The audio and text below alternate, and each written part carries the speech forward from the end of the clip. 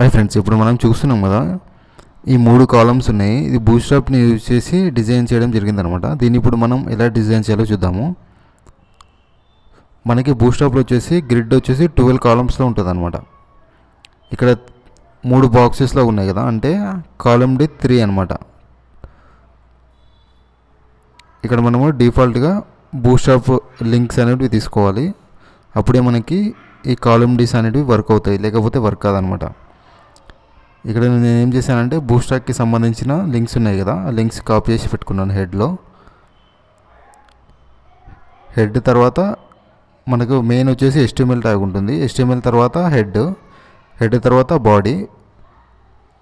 ఏదైతే tag open చేస్తామో మనం క్లోజ్ చేయాలి ఖచ్చితంగా. HTML ఓపెన్ చేసినాం కాబట్టి కింద క్లోజ్ చేయాలి. హెడ్ ఓపెన్ చేసినాం కాబట్టి హెడ్ క్లోజ్ చేయాలి. బాడీ ఓపెన్ చేసాం కాబట్టి బాడీ అనేది క్లోజ్ చేయాలన్నమాట. అలా బాడీ లోపల నేను డివ్ క్లాస్ ఒక కంటైనర్ తీసుకుంటున్నాను. ఆ కంటైనర్లో మనము అన్నీ రాసుకోవాలన్నమాట. అంటే మనం ఏది రాసుకున్న డివ్స్ కానీ కంటైనర్లో ఉంటాయి అన్నమాట. ఇప్పుడు ఒక కంటైనర్ తీసుకున్నాను కదా, ఆ కంటైనర్ని క్లాస్ పెట్టుకున్నాను. Class container. ఆ కంటైనర్ లోపల మళ్ళీ ఇంకో డివ్ తీసుకొని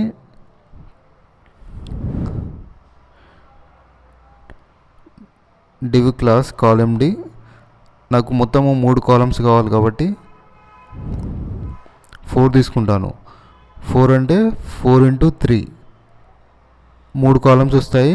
గ్రిడ్ అనేది 12 అనమాట. 4 × 3 12 వస్తుంది అనమాట. ఒకవేళ 4 కావాలంటే కాలమ్ డి 3 తీసుకోవాలన్నమాట. 3 × 4 అంటే 4 కాలమ్స్ వస్తాయి. ఇప్పుడు నేను ఇక్కడ కాలమ్ డి 4 తీసుకున్నాను కాబట్టి నాకు 3 కాలమ్స్ అనేవి వస్తాయి అనమాట. అంటే 3 బాక్సెస్ వస్తాయి. ఒకవేళ మీకు 6 కావాలంటే 2 తీసుకోవాలన్నమాట. మనకు ఖచ్చితంగా 12 అనేది రావాలన్నమాట. అది కాన్సెప్ట్. ఇక్కడ 4కి సంబంధించినవి 3 తీసుకున్నాను కాబట్టి 3 బాక్సెస్ వస్తాయి అన్నమాట. అయిపోయింది. డివ్ క్లాస్ కాలమ్ డి 4 తీసుకున్నాను. దాని తర్వాత మళ్ళీ నేను ఒకసారి చెక్ చేస్తాను అవుట్పుట్ ఎలా వస్తుందో.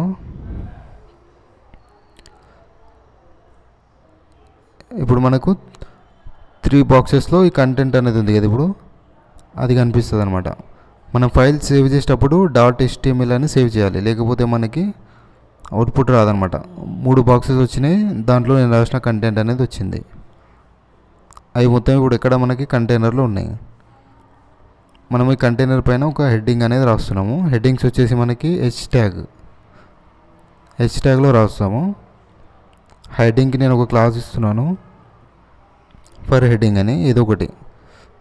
ఇక్కడ మనము క్లాసెస్ యూజ్ చేస్తేనేమో CSS రాసేటప్పుడు డాట్ పెట్టుకోవాలి. ఒకవేళ యాష్ అంటే ఐడీస్ యూజ్ చేసినేమో యాష్ తోటి CSS అనేది రాసుకోవాలన్నమాట. ఇక్కడ హెచ్ ట్యాగ్ యూజ్ చేసి నేను ఒక హెడ్డింగ్ అనేది పెట్టుకోవడం జరిగింది. నెక్స్ట్ ఇప్పుడు ఈ కాలమ్ డి 4లో మళ్ళీ నాకు కంటెంట్ కావాలి కాబట్టి ఇప్పుడు 3 బాక్సెస్ ఉన్నాయి కదా, 3 బాక్సెస్లో మళ్ళీ మనము సపరేట్ కంటెంట్ వస్తుంది కాబట్టి మళ్ళీ దానిలో పాటు ఇంకో కొత్త డివ్ అనేది తీసుకున్నాను నేను. ఆ డివ్కి క్లాస్ వచ్చేసి ఫర్ గ్రే కలర్. అంటే బాక్స్ ఉంది కదా, బాక్స్ మొత్తం వచ్చేసి బ్యాక్గ్రౌండ్ కలర్ అనేది నాకు గ్రే కావాలన్నమాట. అందుకే డివ్ క్లాస్ గ్రే అనేది తీసుకున్నాను. CSS రాసేటప్పుడు మనకి ఈజీగా అయిపోతుంది అనమాట. Div class grey. ఇప్పుడు మనకి ఏం కనిపించదు, ఎందుకంటే మనము కంటెంట్ ఏం లేదు కాబట్టి. మనం ఓన్లీ ఇప్పుడు స్ట్రక్చర్ అనేది వేసుకున్నాము.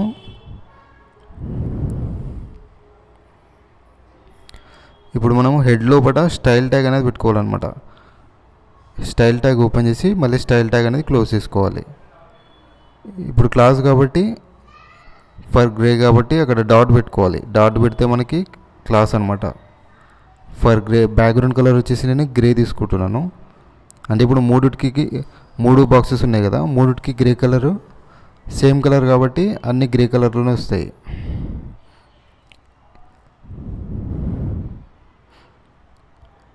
ఇప్పుడు మనకి కంటెంట్ ఏం లేదు కాబట్టి కలర్ అనేది ఏం కనిపించట్లేదు. ఇప్పుడు మనం దాంట్లో స్ట్రక్చర్ ఏదైనా కంటెంట్ వేస్తే మనకి అవుట్పుట్ అనేది గ్రేలో కనిపిస్తుంది అనమాట.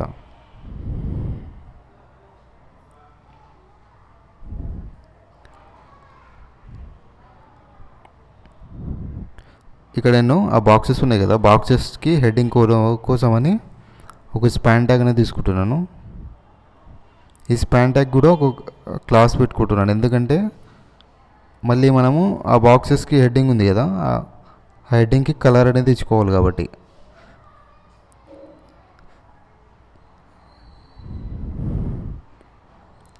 ఇది వచ్చేసి కాల్ హెడ్డింగ్, అంటే కాలంకి సంబంధించిన హెడ్డింగ్స్ అనమాట. షార్ట్కట్లో ఆ హెడ్డింగ్ అక్కడ కనిపిస్తుంది కదా, వాటి కోసం అనమాట అది. దానికోసం ఒక స్పాన్ ట్యాగ్ తీసుకొని ఆ స్పాన్ ట్యాగ్లో రాశాను. ఫస్ట్ బాక్స్ అయిపోయింది, సెకండ్ బాక్స్, ఇది వచ్చేసి థర్డ్.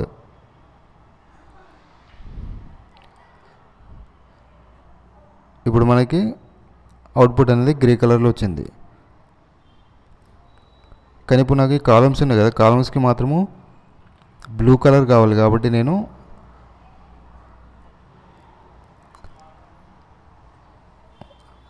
అక్కడ డాట్ పెట్టాలి. డాట్ పెడితేనే మనకి సిఎస్ఎస్ అనేది పనిచేస్తుంది, లేకపోతే పనిచేయదు. బ్యాక్గ్రౌండ్ కలర్ వచ్చేసి నాకు హెడ్డింగ్స్కి బ్లూ కావాలి కాబట్టి బ్యాక్గ్రౌండ్ కలర్ బ్లూ అనేది పెట్టుకుంటాను. ఆ కాలమ్ D4కి మొత్తం మనకి గ్రే కలర్ ఉంటుంది. జస్ట్ నాకు హెడ్డింగ్స్కి బ్లూ కలర్ కావాలి కాబట్టి బ్లూ అనేది పెట్టుకున్నాను. ఇప్పుడు చూసే సగం మాత్రమే వచ్చింది, నాకు మొత్తం బ్లాక్ కావాలి కాబట్టి మనం ఇంకొకటి సిఎస్ఎస్ రాయాలన్నమాట. అంటే డిస్ప్లే బ్లాక్ మొత్తం నాకు ఫుల్ కావాలి కాబట్టి హెడ్డింగ్ డిస్ప్లే బ్లాక్ అనేది రాయాలన్నమాట. అప్పుడు ఏంటంటే మనకి ఆ బ్లాక్ మొత్తం ఫిల్ అయిపోతుంది. అది మరీ దగ్గరగా ఉన్నాయి కాబట్టి ప్యాడింగ్ అనేది ఇచ్చుకోవాలి. ప్యాడింగ్ ఇస్తే కొద్దిగా స్ప్లిట్ అవుతుంది అనమాట ఏరియా. ఏదైతే టెక్స్ట్ ఉందో వాటికి గ్యాప్ అనేది వస్తుంది అనమాట ప్యాడింగ్ ఇస్తే మనకి. నెక్స్ట్ అది సగం ఉంది కదా, ఇందాక చెప్పాను కదా, ఫుల్గా రావాలంటే డిస్ప్లే బ్లాక్ అనేది రాయాలి. డిస్ప్లే బ్లాక్ అంటే మనకి ఆ బ్లాక్ మొత్తం ఫుల్ అయిపోతుంది ఇప్పుడు కలర్ తోటి. ఆ మధ్యలో ఏదైతే టెక్స్ట్ ఉందో ఆ టెక్స్ట్ కనబడట్లేదు సరిగ్గా, బ్లాక్లో ఉంది కాబట్టి వైట్ చేస్తే కనిపిస్తుంది. కాబట్టి దానికి మనము సింపుల్గా కలర్ వైట్ అని పెట్టుకోవాలి. కలర్ వైట్ అని పెడితే మనకి అది ఇప్పుడు టెక్స్ట్ అనేది కలర్లో కనిపిస్తుంది అనమాట, వైట్ కలర్లో. అయిపోయింది.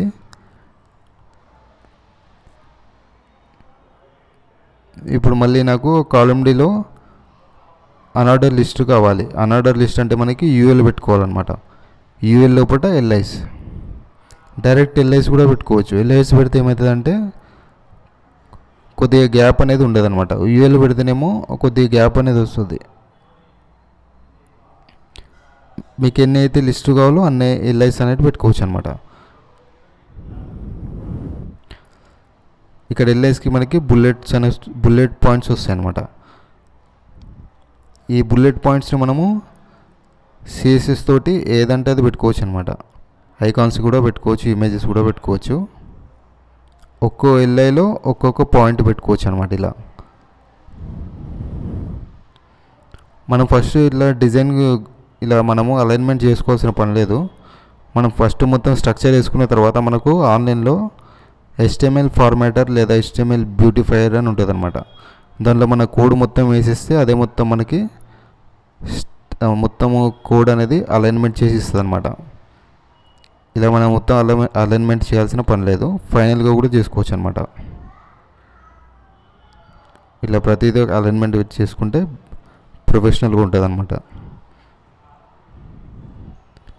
ఎవరైనా కోడ్ చూసినా కానీ మనకి ఈజీగా అర్థమైపోతుంది ఏ డివ్ ఎక్కడ క్లోజ్ అయింది అని చెప్పేసి.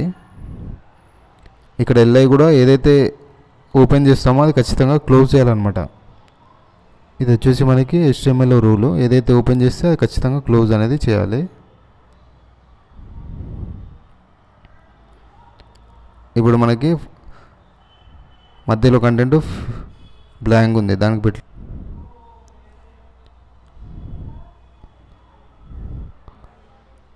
దాన్ని కూడా పెట్టేద్దాము. ఇప్పుడు 3 మొత్తం ఫుల్ అయిపోతాయి మనకి.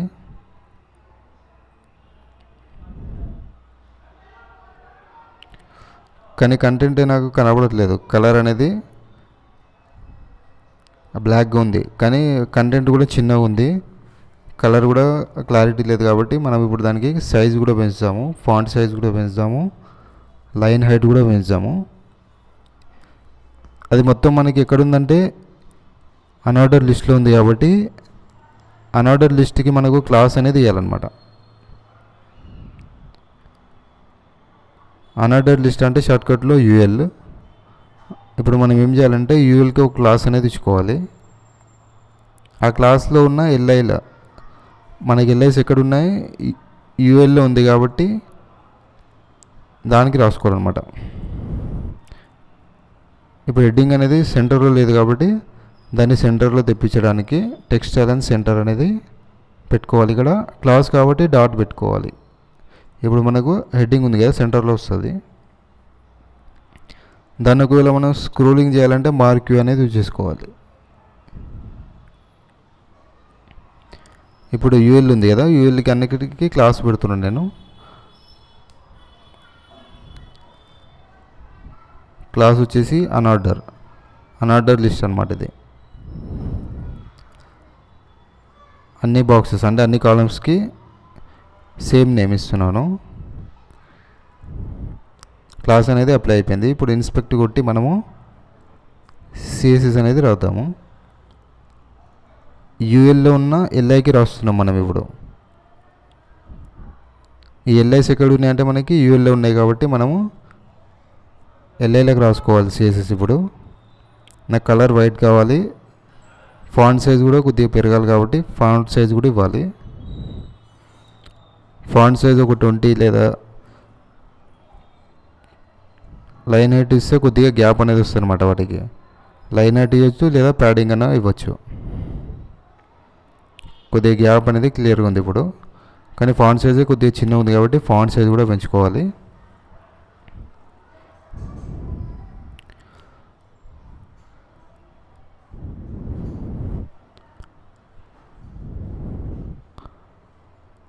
ఫాంట్ సైజ్ ఒక 15 పెడితే మనకు సెట్ అయిపోతుంది అనమాట. సో మీ కన్వీనియంట్ ప్రకారం అది పెంచుకోవచ్చు ఫాంట్ సైజు. కలర్ కూడా ఏదంటే అది పెట్టుకోవచ్చు ఇక్కడ.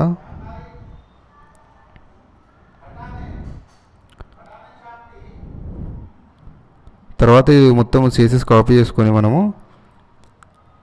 మళ్ళీ స్టైల్ ట్యాగ్లో పెట్టుకోవాలి. మనము ఇది ఎక్కడ రాస్తున్నామంటే మనము డాట్ అన్ఆర్డర్లో ఉన్న ఎల్ఐకి.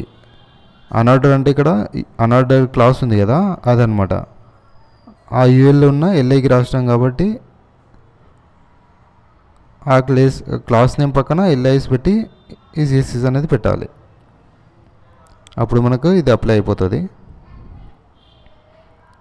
అప్లై అయిపోయింది మొత్తానికి. ఇప్పుడు 3 కాలమ్స్ వచ్చినాయి. ఒకవేళ మనకి ఇక్కడ 4 కావాలంటేనేమో 3 పెట్టుకోవాలి, 6 కావాలంటేనేమో 2 పెట్టుకోవాలి.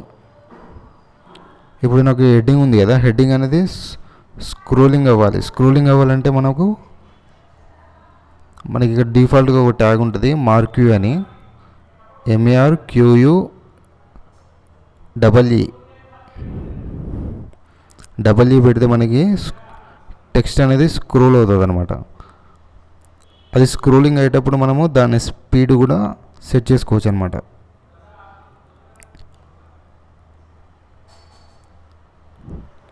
ఇక్కడ చూస్తే మనకి టెక్స్ట్ స్క్రోల్ అవుతుంది, కానీ ఇక్కడ కింద మొత్తము స్టైలింగ్ అనేది డిస్టర్బ్ అయిపోయింది. కాబట్టి